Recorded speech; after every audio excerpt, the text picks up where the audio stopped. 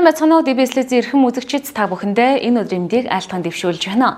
Манай телевизийн мэдээний албанаас эрхлэн бэлтгэдэг төвөн бүсийн мэдээллийн хөтөлбөрийн маань ээлжид шинэхэн дугаар танд хүрэхэд бэлэн болжээ. Үзэгчидтэй хөтөлбөртөө анхаарлаа хандуулахыг хүсэж байна. Эхний мэдээ, уран дулааны цаг эхэлж газар шорооны ажил эхэлсэнтэй холбогдуулан иргэд аж ахуйн нэгж байгууллагууд цахилгааны кабель шугамыг гэмтэх тохиолдлууд гарсаар байна. Заавал газар доор кабель шугам байгаа эсхийг шалгуулж байж ажлаа эхлэх шаардлагатай байна. За одоо энэ тэнгээ хэмжилт хийж үзэхэд одоо ингээд 10 см-ийн зайтай болсон байна. Кабелээс одоо шороо усан газар. Одоо яг юунаас доош яг 10 см-ээс кабель. Энд бол ингээд яг нэг 80-аас 90 см-ийн хоорондоо шугам явж байгаа газар доорхыг мэдхгүйгээр үнзгий ухсан гэсэн мэдээллийг өгсөн тийм ээ. Байгууллагууд юун дээр анхаарах хэрэгтэй вэ? Тэмдэглэл дээр тас мэдээлэл өгөх. За энэ тус кабель шугам нь болохоор Дархан хотын 8 дугаар багийн нутаг дэвсгэрт байдлах 6 кВт-ийн RPS хаалтаар байгууламжийн үндсэн тэжээлийн кабель 2 хос кабель шугам явдаг байгаа. Энэ кабель шугам нь болохоор Дархан хотын газрын харилцаа хот байгуулалтын газар мэдээллийн санд орцсон байдаг.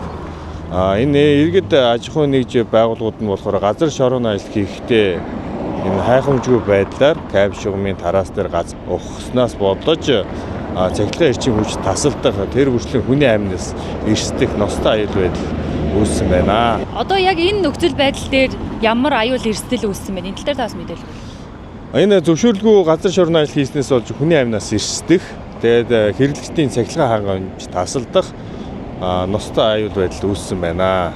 За жишээ болгоод одоо энэ дээр тусгай зөрүүлтийн багжаар кабель шугамын хэдэн сантиметр гүнд ухсан байгааг одоо харуулъя. одоо энд бол нэг 2 см-ийн кабелээс шороо хүртэл 2 см-ээс доошоо ингээд ухсан байсан бол одоо энэ кабель шугам гэмтснээс болж хүний амнаас эрсдэх ностой аюул тулгарсан байна. Иймд энэ төрийн байгууллагууд болон иргэд аж ахуйн нэгжүүд маш хариуцлагатайгаар газар шорооны ажил хийхдээ заавал инженерийн байгууллагаас тодруулга хийхийг уриалж байна. Инженерийн байгууллагууд болохоор энэ газар шорооны ажил хийхдээ иргэдээс ирсэн хүсэлтийн дагуу болохоор кабель шугамыг үн төлбөргүй зааж өгдөг байгаа. Танайхаас ер нь бол газар шорооны ажил хийж байгаа иргэд эсвэл аж ахуйн нэгж байгууллагуудад зөвлөгөө мэдээлэл өгч ажилддаг. Тэр нь яг хэдийн хугацаанд байд юм бэл тэртэл дээр бас мэдээлэл. Иргэд аж ахуйн нэгжид болохоор сошиаллоор болохоор мэдээлэл түгээдэг байгаа. Иш доорог газар шорооны ажил хийж байгаа экскаватор эднэд болохоор сэрэмжлүүлэг тараадаг байгаа. Ер нь бол байнгын. Тэгээд энд холбоотойгоор кабель шугамууд хамгаалах үүднээс болохоор 6 кВт-ийн кабель шугамууд дээр кабель шугамын тараасын тэмдэглэгээнүүдийг бас сүүлийн 2-3 жилд эрчимтэйгээр тараан байрлуулах ажлыг зохион байгуулж байгаа. Кабель шугамын тараасын тэмдэглэгээ байсаар байтал иргэд аж ахуйн нэгж өөртөө хайхрамжгүйгээр энэ мэтлэн газар шорооны ажил хийж байгаадыг харамсалтай байна. Одоо газар шорооны ажил хийсэн байгууллагууд иргэдэд ер нь ямар нэгэн хариуцлага тооцдоггүй. Ер нь бол кабель шугам гэмтээсэн нөхцөлд одоо хариуцлага тооцдог байгаа. Эрчим хүчний шугам сүлжийг хамгаалах дүрмийн дагуу эрчим хүчний тухай хуулийн заалтуудын дагуу бол ер нь бол хариуцлагыг тооцоод явдаг байгаа. Хэрвээ энэ одоо газар дээр гэмтэл үүссэн тохиолдолд энэ хавь одоо хичнээн айл өрх цахилгааны эрчим хүчээр тасалдах эрсдэлтэй байсан байна. За энд кабель шугам гэмтсэн нөхцөлд Дархан сумын 8 дугаар багийн 1762 цэг цахилгаан эрчим хүч тасалдах байсан. Та бүхэнд харагдаж байгаа энэхүү цэнхэр будагтай шон зүгээр суйрлуулад орхисон зүйл биш. Хэдэн ваттын кабель шугам газар доогуур явж байгаа вэ гэдгийг илтгэсэн кабелийн тараас шугамын тэмдэг юм а. Энэ тэмдэгтэй газарт газар шорооны ажил хийж болохгүй гэдгийг анхаарах шаардлагатай байна. Тиймээс мэргэжлийн байгууллагаас зөвшөөрөл авалгүй газар шорооны ажил дур мэдэн хийж цахилгааны кабель шугам гэмтээхгүй байхыг иргэд аж ахуйн нэгж байгууллагуудад хандан уриалж байна. Зөвшөөрлгүй газар шорооны ажил хийгдсэний улмаас цахилгаан тасалдаж болзошгүй мөн амнаас эрсдэж болзошгүй нөхцөл байдал үүссэн байна гэж мэдээлэл бэлтгэж байх хугацаанд офшор газар ухсны улмаас энд харагдаж байгаа оршин суугчид айлуудын цахилгааны эрчим хүч тасалдсан нөхцөл байдал үүссэн байгаа юм. Ийм учраас иргэд та бүхэн мөн аж ахуйн нэгж байгууллагууд та бүхэн газар шорооны ажил хийхдээ мэргэжлийн байгууллагуудаас газар доор кабелийн шугам байгаа эсхийг чагнуулж заавал зөвшөөрөл авч байж газар шорооны ажлаа хийх шаардлагатай байна гэдгийг би дахин анхааруулж байна. За энэ иргэд аж ахуйн нэгжүүд өөрсдийнхөө ингээд эзэмшлийн талбай, нийтийн эзэмшлийн талбайд энэ инженерийн шугам сүлжээ явж байгаа хэсэг ямар нэгэн тийм тодруулах хийхгүйгээр газар шорны ажил хийснэ болмоос одоо энэ 331-р байрны орчин суугчнууд цахилгаан хангамжийн хувьд тасалдсан байна. Энэ цахилгаан тасалдсны улмаас үүсэх кабелийн шугамын засварын ажлыг хэн хариуцж хийх үү? Одоо цахилгаан тасалдуулсан иргэдэд бас ямар хариуцлага хүлээх вэ? За энэ болохоор нэгдсэн сүлжээний дүрм заагаад өгсөн байдаг зөрчлийг сулдан бүрдэх комисс гэдэг ажилтдаг байгаа. Тэр зөрчлийг сулдан бүрдэх комисстэй хуралдаж тухайн иргэн юм аж ахуйн нэгжээр энэ хохирлыг нь төлөвлөх арга хэмжээ авдаг байгаа. Энэ хохирлыг болохоо төлөхдөө тухайн үеийн нөгөө гэмтлийг хурдан шуурхаа устгах зардлыг бас тусгаж өгдөг байгаа. Энэ кабелийнхаа насжилтынхаа зэрэгээс хамаарат кабелийг хийсгчлэн юм уу нийт уртын дагуу солих арга хэмжээг авч ажилладаг байгаа. За одоо яг энэ нөхцөл байдлаар одоо битүүмжлэл янз бүр юм хийгдэх үү? Одоо бага насны хүүхдүүд бас газар шорон дээр тоглож байгаад бас энэ кабель шугамудад хүрэх эрсдэл бас байгаа тийм. Тэгээ энэ одоо энийг хамгийн гол нөгөө зөвшөөрлгүй газар шорны ажил хийсэн одоо энэ иргэд аж ахуйн нэгжүүдийн улмаас одоо энэ хүний амнаас эрсдэг ч юм уу тий. Айл өрхийн цахилгаан хангамжийн ностой байдал үүссэн байна. Цахилгаан хэрэгслүүд шатах ч юм уу тий. Тийм юунууд үүсэж байгаа. Ийм учраас энийг яаралтаа одоо энэ хүмүүсийн шаардлага хөрвүүлж болуулах ажлыг зохион байгуулж ажиллана. За энэ нэг удаагийн тохиолдол бас биш дээ. Олон удаагийн давтамжтай энэ одоо газар шорооны ажил хийгдээд кабель шугам таслах ийм тохиолдлууд бүртгэгдээд энэ дээр бас газар шорооны ажил хийж байгаа байгууллагууд иргэд маань бас жоохон мэдлэг мэдээлэл дутмаг байгаад байна уу гэж харж байна л да. Энэ тал дээр бас танах цаашид бас ямар арга хэмжээг бас авч хэрэгжүүлж ажиллах вэ? Өглөөхөн ярьсан нөгөө сошиал юунуудаар болохоор мэдээ аюу их тарааж байгаа. Хамгийн гол нөгөө газар шорны ажил хийхдээ заавал инженерийн байгууллагуудаас тодруулга авч ажиллаараа гэдгийг л үе шаттайгаар ингээд сэрэмжлүүлэг мэдээ сошиалоор ер нь тарааж байгаа. Дархан хотын барилга захиалагчийн газраас энэ онд хийгдэж байгаа бүтээн байгуулалтуудын бол жагсаалтыг авсан байгаа. Тэгээ холбогдох инженерийн байгууллагуудтай холбогдоод, уцаар холбогдоод ажил нь ямар шатанд явж байгаа гэдэг талаас нь бол ярилцлага бол хоорондоо уялдаа холбоотой ажиллаж байгаа. Хамгийн гол нь одоо энэ нөгөө ингээл ямар ч нэг мэдээлэл байхгүй байж байгаа л хүмүүс ингээд газар шорны ажлаа хийчихэд байгаа байхгүй. Инженерийн байгууллагад ямар нэг мэдээлэл өгөхгүйгээр тодруулах хийхгүйгээр л газар шорны ажил хийчихэд байна. Мэдээллийн хөлбөрөөр цагийн асуудлаараа бэлтгэсэн тодруулга ярилцлагаар үргэлжлэнэ. За үзэгч та бүхний дэвизлэснийг онцлог мэдээллийг үзүүлэх гэж байна. За энэ юу гэхээр бид бүх яг одоо Дархуул аймгийн теле камерын хяналтын дэд төв дээр байгаа. За бид бүхний мэдээллийг Дархуул аймгийн цагдаагийн газрын замын цагдаагийн тасгийн дарга борхон хүргэнэ. За тэгэхээр бид бүхний одоогоор сонсноор бол яг энэ бидний ард харагдаж байгаа камеруудын тусламжтайгаар замын хөдөлгөөний дүрмийн зөрчлийг илрүүлдэг болж байгаа юм байна. Үүнтэй холбоотой мэдээллийг та дэлгэрүүлэн манай жолооч нарт анхааруул өрөхгүй юу? За тий аймгийн хэмжээнд одоо тэл камерын дэд төв байгуулагдаад нэлээдгүй хугацаа өнгөрлөө. Өнөөдрийн байдлаар л ингээ 200 гаруй камерыг л үе шатаар холбож байна. За үүний зэрэгцээ одоо яг замын хөдөлгөөний чиглэлээр хяндаг камеруудыг бас энэ дэд төвтэй холбох ажлуудыг зохион байгуулад ингээ үе шатаа явж байна. За тэгээ эргэж жолооч нартаа ингээ хэлэхэд л одоо Дархуул аймаг ерөнхийдөө камержуулалт ингээд явагдаад ингээд камерын тусламжтайгаар замын хөдөлгөөнийг хянах, зохицуулах, зөрчил илрүүлэх юм боломжтой болж байгаа гэдгийг таавагддаг. За одоо би жишээ нь энэ комфортын уулзвар байна. Дөрвөн замын уулзвар байна. За энэ дээр л одоо ингээд нийтлэг гарч байгаа зарим нэгэн зөрчлүүд байна. За жишээ нь үргэлжлэн цагаан шугамд аваад ингээд урсгал сөрөөд ингээд явдаг. За тэр урдлын нэг явган үний гарцны шугам дав зогсдог. За нөгөө чигээрээ явах игнээс баруун зүүн гар жишээ иргэдэг ч юм уу те. За дээрэс нь улсын дугаартай нөө дугааргүй хамгаалах бүс хэрэгжилж онцлогоо юунд орж юу гэдгийг бид нар ингээ камераар хянаад тухайн зөрчилдөр бас ингээ хариуцлага тооцоод ингээд бас явж байгаа гэдгийг таавагддаг хэлээ. За дээрэс нь нийтлэг гарч байгаа нэг зөрчлүүд байгаа нь бол нэгдүгээр игнэн буюу зорчих хэсэг нэгдүгээр игнэн болон чиглэлийн тээвэр хэрэгслийн зогсоол дээр ингээд нөгөө тээвэр хэрэгслийг байрлуулдаг ийм тохиолдол. За энэчээс бид ангаахын уулзварыг сонгож аваад гэдэг бас тайлбар хэлчихэ. Нэг чигийн хөдөлгөөнтэй одоо ингээд хоёр игнийг зорчдог замын нэг игнийг ингээд хаагаад тээвэр хэрэгслүүдийг тавьчихдаг. яг зорчих гэсэн. За энэ дээр л бид нар камерын тусламжтайгаар хараад ухаан тээврийн хэрэгсэлтээр одоо зогсоолын журамж өгсөн гэдгээр арга хэмжээ бас ингээд тооцоо явьж байгаа. За ийм зуршил гаргадаг нэлээдгүй газрууд байна. Одоо Хараагийн гол, Арбатын годом, энэ Ангаахын уулзуур гэдэг ингээд эргэж жолоос нураа шууд нэгдүгээр инээ ингээд тээврийн хэрэгслээ зорчих хэсэгтээ ингээд тэмдэглэлээр шүрчээд ингээд тавьчихдаг. Энийг бас камераар ингээд илрүүлээ явьж байгаа. За иймэрхүү байдлаар л цаашдаа ингээд уулзууруудад ингээд тавих хяналтын камерууд маань нэмэгдээд ухаалаг болоод ингээд явж байгаа гэдгийг эргэж жолоос нуртай хэлээ. Тэгэхэд ингээд хөдөлгөөнд орцгоо жолоос нур ер нь дөрмөөс ахаад соёлтой бас ингэж оролцох шаардлагатай байна. За өнөөдөр ингээд дэд төвдөрлөл 2 цагтайг албаагч бүтэн ингээд цагаар ажиллаад яг энэ зөрчлүүдийг илрүүлээд хяналт тавиад ингээд хариуцлага тооцоо явж байгаа гэдгийг эргэж жолоос нуртай бас хэлье.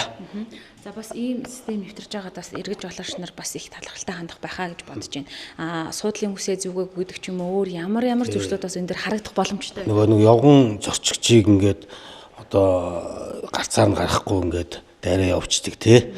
Тэмдэглэлийн заалтын зураас гэрэл тохиож өрчдөг. Ийм зөрчлүүд маань ерөнхийдөө камерын хяналтын тусламжтайгаар илрүүлээд бид нар бас ингээд явж байгаа гэдэг. За дээрэс нь эргэж жолооч нартаа бол хэлэхэд л заавал цагдаа байснаар өнөөдөр дүрм биелүүлдэг энэ цаг хугацаа бас өнгөрж байгаа шүү. Иргэн бүр одоо бас ингээд ийм дүрмийн зөрчлийг илрүүлээд ингээд цагдаад мэддэгдэх. За одоо захим замын цагдаа гэдэг архан групп байгаа. Энэ дээр одоо ингээд нөгөө зогсоолын журамж өгсөн тий. Гарц юу таглаа зогсчдаг. Эсвэл одоо ингээд дүрм зөрчөөд байгаа жолоосны зургийг нотломжтой нийтлүүл манайхаас бас арга хэмжээ тооцоод ирээ хариу мэдэгдэж байгаа. Ийм арга хэмжээнүүд явж байгаа гэдгийг эргэж жолоос нартаа мэдээлгсэн юм аа. Тэгэхээр энэ албан ёсны ингээд замын цагдаагийн байцаагч нар сууж байгаа учраас тухайн улсын дугаар дээр нь шууд торгоо шийтгэлийн хууц очиж юм байна шүү дээ. Үүнийг тааст илрүүлээд хэлээд үү. За тий. Тэгэхээр ерөнхийдөө одоо нөгөө зөрчлийн тухай хуулинд бол захимаар торгуул оногдуулж болно гэдэг нэмэлт өөрчлөлт ороод ингээд Улаанбаатар хотод хэрэгжиж явж байгаа. Тэгэхээр ингээд дөрвийн зөрчил гаргасан тээврийн хэрэгсэл дээр нь одоо бид нар л шууд захимаар арга хэмжээ тооцоод ингээд явж байгаа. За тухайн хүн л одоо зөрчлөө хүлээн зөвшөөрөхгүй байвал бид нар нотломжинд энэ чинь ингээ бүрдүүлээд авцсан. За хэдэн цаг минутанд тэр уулзуур дээр ийм зөрчил гаргасан гэдгийг нотломжтойгоор энэ чинь үлдэж байгаа юм байгаа. Камерын чанарын тухайд пиксел ч юм уу те одоо улсын дугаарыг нэлээд ойртуулад ч юм уу харахад ер нь хэр одоо сайн харагдаж байна. Камерын чанар бас их чухал байгаад байдаг шүү дээ. За тэгээ энэ нь одоо манай дэд түм маань яг сүүлийн үеийн одоо стандартын камеруудыг юм сөөлөөс байгаа. Тэгэхээр одоо ямар нэгэн байдлаар зарим сарних ч юм уу те бүдэрх ийм юмнууд л харьцангуй бас гайгүй. Ер нь одоо ингээд жилдэл бол камерын юу бол ингээд сайжраа явж байгаа шүү дээ. Тэгэхээр л тэн дээр л ингээд бүдэр бүрсих ч юм уу ийм л бас харьцангуй гайгүй. Ер нь сүүлийн камерууд л суулгадаад ингээд хяналттай явж байгаа. За тань мэдээлэл өгсөн баярлалаа. Тэр эргэж жолооч нар та бүхнийг замын хөдөлгөөний дүрмээ баримтлан за хөдөлгөөндөө соёлтой оролцоог уриалж байна. Хөтөлбөр үргэлжилж байна. Дараагийн мэдээ. Дулааны хэрэглэгчийн өдөрлөг 2026 арга хэмжээ өнөөдөр залуучууд театрт зохион байгуулагджээ. Ингээд мэдээллийн дэлгэрэнгүй одоо хүргэе. За манай байгууллага нь болохоор Дулааны эрчим хүч хэрэглэгчдэд Дархны дулааны сүлжээ төрийн өмчит хувьцаат компанийн 2025-аас 2026 оны халаалтын улирлыг хэрхэн давсан тухай 2026-аас 2027 оны халаалтын улирлыг угтан зуны их засвараар хийх ажлын төлөвлөгөө, таслал залгалт хийх хугацаа, техник технологийн шинжилэлт, техникийн нөхцөл олголт, дулааны эрчим хүчний гэрээ байгуулах, дулааны төлбөр тооцооны талаар танилцуулах, найдвартай хэрэглэгч шалгаруулах, хэрэглэгчдийн санал хүсэлтийг авах, барагдуулах чиглэлээр дулааны хэрэглэгчийн өдөрлөг арга хэмжээг зохион байгууллаа. Манай хамт олон байна 190 хүн энэ ажлыг одоо 2026 оны төлөвлөгөөнд тусгаад нэг сарын өмнөөс бэлдсэн. За мөн хэвлэл мэдээллийн хэрэгслээр нэлээд сайн зар хүргэлээ. Мөн аймгийн засаг даргын тамгын газраар дамжуулан бид нэр энэ төсвийн байгууллагад ялангуяа энэ сургууль цэцэрлэгүүд маань бусад одоо энэ төрийн байгууллагууд маань намар болохоор одоо яг дулаан задгалтай холбогдуулаад ямар асуудууд гардаг вэ? Хөрөнгө мөнгөтэй засвар үүсгэхэд бол одоо энэ асуудлыг энэ хавар эртгэн зэмээр одоо ярилцаж хамтарсан шийдэл гаргаж одоо яг асуудлын мөн чанарыг таниулж за энэ хөрөнгө мөнгөтэй холбоотой горим ажиллагаатай холбоотой хэрэглэгчийн дулаан хангамжийн системийн доголдоос шатгаалж байгаа мó гэдгийг бас шийдэл гаргая гэж зорьсон. За мөн Дархан хотын дулаан хангамжийн системд ялангуяа манай Дархан дулааны сүлжээ төрийн төвчс компани энэ зуны их засвараар ямар хөрөнгө оруулалтаар хаана ямар шугам сүлжээг өргөдөх үү, ямар дулаан урлагтай ноцоос станцуудыг шинчлэх үү, гэдэг талаар бас бид мэдээллүүд өгж байгаа. Энэ маань нэгэсэндээ хэрэглэгчдийг тухайн тэр хугацаанд бол дулааны эрчим хүчээр түр хязгаарлах энэ хуваар засварын графика бол танилцуулж байна. За бас бид энэ усын төсвийн хөрөнгө оруулалт болон гадаадын зээл тусламжаар яг энэ дарахоодын дулаан хангамжийн системд ямар хөрөнгө оруулалт шинжилгүүд хийж байгаа гэдгийг бол ноцоос 1-р станц гэж манай аймгийн засаг даргын тамгын газрын баруун талд байдаг манай хамгийн том ноцоос станц байдаг. За энэний маань үйл ажиллагаас доголдож байгаа энийг усын төсвийн хөрөнгө оруулалтаар бол шинжилж өргөтгөж байгаа. За энэ өргөтгөх энэ хөрөнгө оруулалтын нийт хэмжээ нь 11 орчим тэрбум төгрөгийн ажиллагаа. За манай усын их хурлын гишүүд манай сангийн сайд байсан жавхлан ажилтны сайд дандны манай усын гишүүд маань бас итүү санаалцтай бидний энэ төслийг бас дэмжиж усын төсвийн хөрөнгө оруулалтанд бол суулгасан байгаа. Мөн төв магистрат шугам буюу дамжуулах төв 800 шугамыг бидний дулааны алдагдлыг багасгах энэ дулаалгыг шинчлэх 4.8 тэрбум төгрөгийн усын төсвийн хөрөнгө оруулалтыг хийх гэж байна.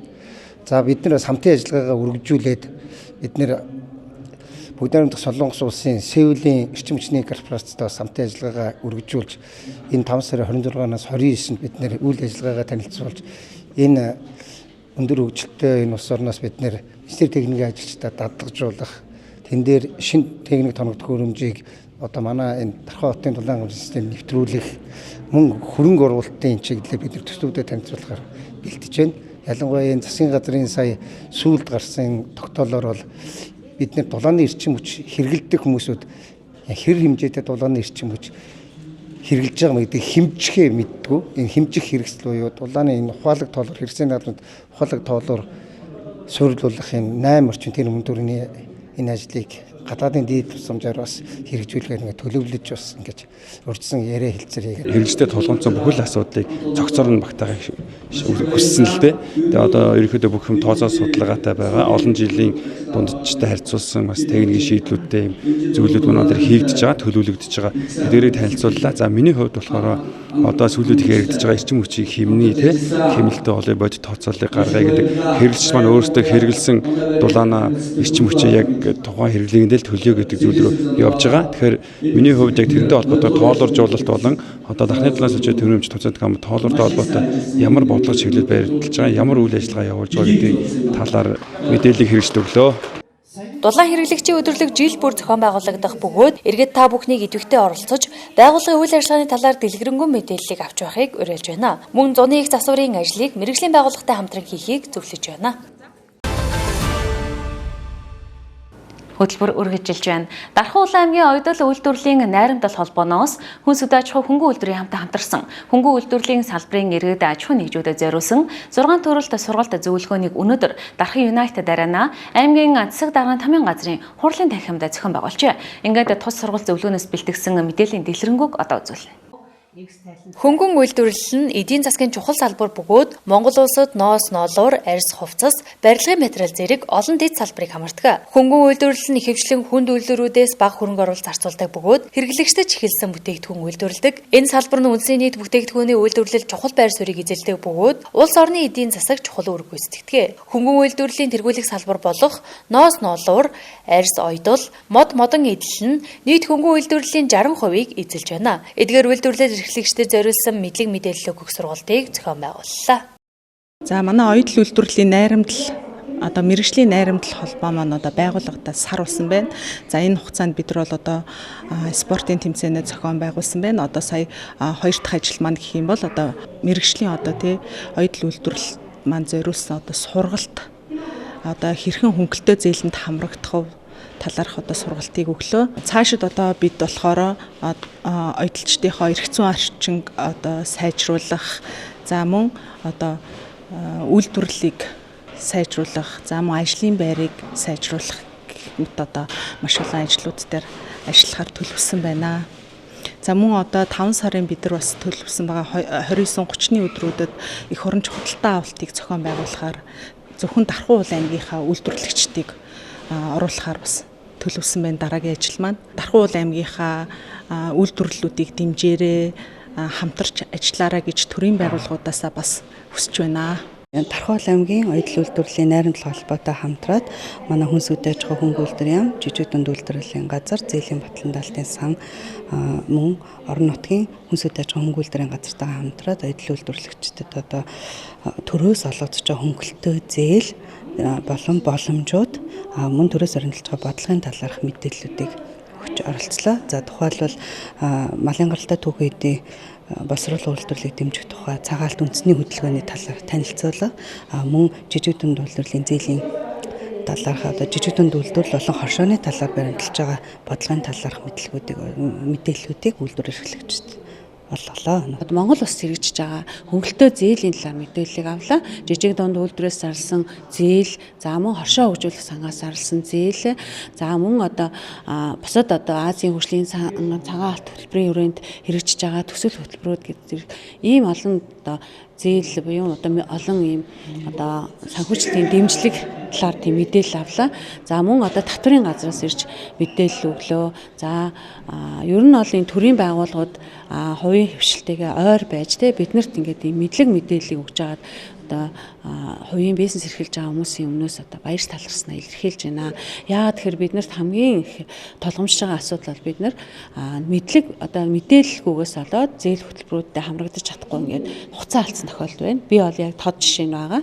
Төрөөс болон одоо аймаг орон нутгаас тийм ээ бизнес хийж байгаа бид бүхний дэмжиж энэ олон гоё хөнгөлөлтөө зээлүүдийг өгж агаад маш их талархаж байна. Энэ зүйлээс л бид одоо Монгол улсаа хөгжүүлэх, гоё үйлдвэрээ хөгжүүлэх тийм ээ бид нар үйлдвэрлэгч орн байна гэсэн энэ одоо хөгжлийн гол зорилгууд нь одоо биелэх байхаа гэж бодож байна. Тэгээд өнөөдрийн сургалтанд хамрагдсан одоо эдэлчтэй буюу оюутлын холбооны одоо тэргүүлэгчтэй маш их баярлалаа. За мөн төрийн байгууллагын мэрэгчтэнгүүдтэй маш их баярлалаа. Дараа маш олон гоё сургалтуудыг бид нар хүлээж байгаа. За мөн одоо ажлын одоо бид бүхэн зориулагдсан ажлын байр тийм төрөөсийн тэр хэцүү байдлаас гарах боломжууд бас байгаа юм байна. За тэр талаас бас судалж байгаа юм байна. Маш их баяртай байна. Үйлдвэрлэл явуулж байгаа хүмүүсийн хувьд бол ер нь хөвчлээ оюутлын цэхүүд ам подвол би бас ихэтийн нэгэн агийн подволд үйл ажиллагаагаа явуулдаг. Тэгээ агааржуулалт орчин бол айгүй муу. Ажлын байрны асуудал дээр бас нэлээд сайн анхаарах боломжууд бас нэгдэх боломжтой болж байгаад нь бол үнэхээр их баярлж байна. Бидний бас нэг хийж байгаа бүтээгдэхүүнүүд дээр минь бас нэг хамгаалтын бодлого байх хэрэгтэй юм шиг санагдаад байгаа миний хувьд бол. Яагаад гэвэл одоо манайх нэг үйлдвэрлэл жижиг үйлдвэрлэл эрхлээд янз бүрийн зүйлийг ингээд сэтгэхэд хийнгууд дуурайгаад хийчдэг. Хятадаас айгүй ихээр бөөнөр нь орлоо. Одоо Монгол дээд хийгээл Монгол үндэсний хувьд айгүй гоё байна гэж тэгүнгууд хятадаа ирээнд оюутлчид аваад тэгэл Монгол оюутлчид тэнд очиж бүгдийг хийж өгөөл. Тэгэл манайх руу буцаад нөгөө Монгол дээд маань 50-60 мянган Монгол цамц маань ингээд хямдхан ороод ирэхлээр нөгөө хийсэн оюутлчдын маань бүтээл үнэхээр үнцнээ одоо дэлхийн нийтээр ярьж байгаа нялангийн актер гялгар утаа хувцсан хүмүүссэн бид нар ч одоо стрэчтэй материал гэж яриад байгаа эднэр маань дандаа гялгар утаар хийгдсэн хувцсан хүмүүсэл тэгээд би энд 5 дахь муутай ийм л материалуудыг одоо айгүй ихээр үйлдвэрлэж байна. Дэлхийн оронд харин Монгол хоньны ноосороо тэр үнэхээр даав бүтээгдэхүүн хийгээд үнэхээр болж байгаа бол Монголынхаа зах зээлдээс тэр үйлдвэрлэж байгаа газрууд маш сайн нийлүүлээд энэ оюутлчдаг ч гэсэн тэрнээсээ авч хэрэглүүл илүү эрүүл аюулгүй байх болов гэж би боддөө штэ. Ер нь бол тэгээд өнөөдрийн сургалтаар бас үнэхээр тэр давуу материалын дээрээ бас анхаарах боломж нэгдээд үнэхээр энэ зээл нь олгогдвол яг таарн цэвэр даав тэр одоо хуучин утсаар хийгдсэн биш яг шин тийм сайн материалаар сайн бүтээгдэхүүнүүдийг үйлдвэрлэж гаргая л гэж зорж байна. 5 дугаар сарын 29-30-ны өдөр зохион байгуулагдах Дархуул аймгийн хөнгөн үйлдвэрлэгчдийн үйлдвэрлэсэн бүтээгдэхүүнийг худалдах их оронч худалдаа авалт арга хэмжээнд өргөнөөр ирж оролцож дотоодын үйлдвэрлэлээ дэмжиж худалдан авалт хийхийг урьж байна. Үзэгч та бүхэндээ орон нутгийн чанартай мэдээлэлээ энэ хэсэгт онцлон хүргэлээ. Харин одоо Дархуул, Сэлэнг төв аймгуудын цаг агаарын мэдээлэл хүлээн авна.